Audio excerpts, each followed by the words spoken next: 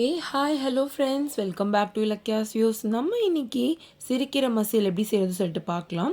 சிறுக்கீரையோட வேரெலாம் நீக்கிட்டு அதை க்ளீன் பண்ணி நல்லா எடுத்து வச்சுக்கிட்டோம். 2 மீடியம் சைஸ் வெங்காயம் கட் பண்ணி வச்சுருக்கோம்.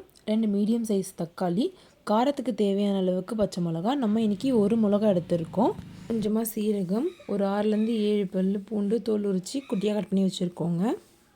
நம்ம இன்றைக்கி 100 கிராம் அளவுக்கு துவரம் பருப்பு ஒரு 10லேருந்து 15 நிமிஷம் ஊற வச்சு எடுத்துக்கோம். இப்போ குக்கரில் ஊற வச்சுருந்த பருப்பு, கட் பண்ணி வச்சுருக்க வெங்காயம், தக்காளி, பச்சை மிளகா, பூண்டு, சீரகம் எல்லாம் சேர்த்துட்டு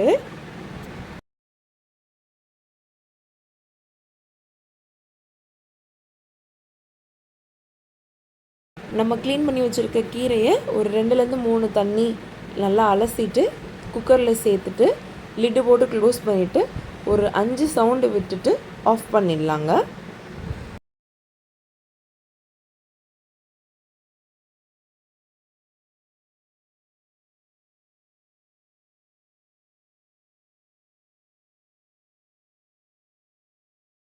வாங்க தாளிப்பு எப்படின்றத பார்க்கலாம்.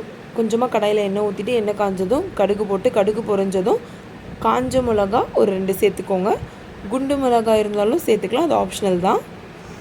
குக்கர்லேருந்து நம்ம கீரையெல்லாம் எடுத்துகிட்டு பருப்பு சட்டியில் போட்டுக்கிறோம். அதில் இருக்க தண்ணியை வந்துட்டு ஒரு பாத்திரத்தில் வச்சுக்கோங்க. தண்ணியும் பருப்பு சட்டியில் சேர்த்துட்டா கடையிறதுக்கு கொஞ்சம் கஷ்டமாக இருக்கும். நம்ம இப்போது கல்லுப்பு சேர்க்க போகிறோம். இதுக்கு தேவையான அளவுக்கு கல்லுப்பு சேர்த்துட்டு நல்லா மசிச்சு விட்டுக்கலாம்.